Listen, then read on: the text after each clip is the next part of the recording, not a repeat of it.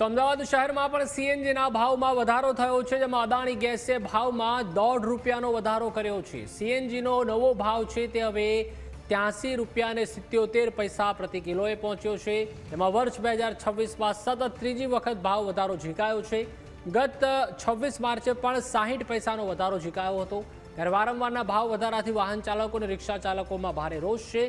મોંઘવારીના માર વચ્ચે જનતાના ખિસ્સા પર તેની સીધી જ અસર પડી રહી છે।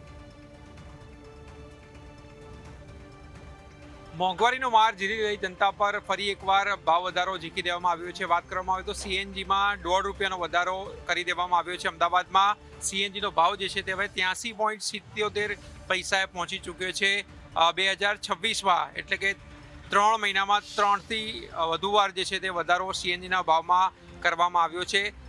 અગાઉ 23મી માર્ચના રોજ જ 60 પૈસાનો વધારો જે છે તે અદાણી દ્વારા કરવામાં આવ્યો હતો। ત્યારે ફરી એકવાર 10 દિવસની અંદર આ ₹1.5નો વધારો કરવામાં આવતા ક્યાંક ને ક્યાંક વાહન ચાલકોમાં નારાજગી જોવા મળી રહી છે। કારણ કે રિક્ષા ચાલકોમાં સૌથી વધારે આ સીએનજીનો ઉપયોગ જે થતો હોય છે અને કાર છે તે પણ સીએનજીના ઉપયોગથી જે છે તે ચલાવવામાં આવતી હોય છે, જેના કારણે ભાવ વધારો જે છે તે સહન કરવાનો વારો જે છે તે લોકોમાં આવ્યો છે। સીએનજીમાં ભાવ વધારો કર્યો, કેટલી તકલીફ પડે ભાઈબંધ? બહુ તકલીફ પડે છે કાકા। અમે આખો દિવસ આને ગળીઓમાં ફરી ફરીને 10-20 રૂપિયા કમાઈને શું કરવાનું? હવે આ સીએનજીમાં ભાવ પડી જાય અમારે છોકરા બકરા ઘરે ભૂખી મરવાના એવું થઈ જશે।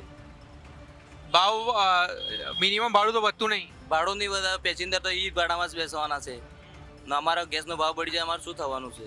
અમારે ઘરે ગાડી મૂકવાની એવું થઈ જાય ને। તમે જોઈ શકો છો કે ક્યાંક ને ક્યાંક નારાજગી જે છે તે જોવા મળી રહી છે। લોકો જે છે તે મોંઘી ગાડીઓ જે છે તેમાં પણ ક્યાંક ને ક્યાંક સીએનજી ભરાવવા માટે આવતા હોય છે અને તકલીફનો સામનો જે છે તે કરતા હોય છે। ખાસ કરીને વાત કરીએ તો અન્ય લોકો સાથે પણ આપણે વાત કરવાનો પ્રયાસ કરશું કે કઈ રીતના આ ભાવ વધારાને તેઓ જુએ છે, કારણ કે આ પ્રકારથી વારંવાર ભાવ વધારો જે છે તે કરવામાં આવતો હોય છે। મિત્ર, ફરી એકવાર ₹1.5 વધ્યો છે, કેટલું તકલીફ પડે એક વાહન ચાલકને?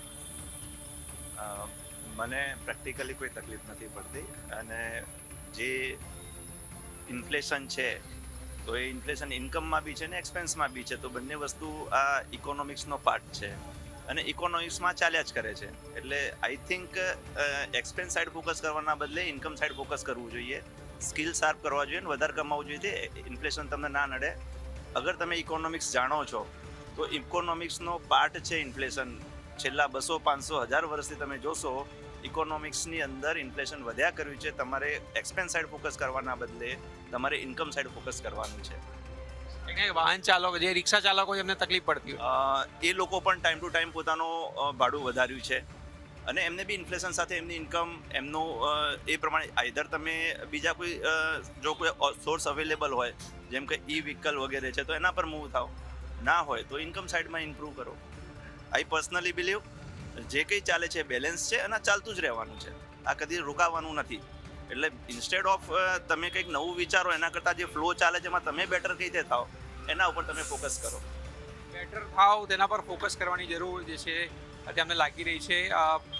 તમે જોઈ શકો છો કે ખાસ કરીને નાના જે રિક્ષા ચાલકો છે તેમને અનેક સમસ્યાનો સામનો જે છે તે કરવો પડતો હોય છે અને વાહન ચાલકો જે છે જે ખાલી રિક્ષા ચાલકો છે તેમને વધારેમાં વધારે સમસ્યાનો સામનો જે છે તે આ ભાવ વધારાના કારણે કરવો પડતો હોય છે। તેમનું કહેવું છે કે ગ્રાહકો જે છે તે વધારે ભાવ નથી આપતા ત્યારે તેમને ભોગવવાનું આવે છે।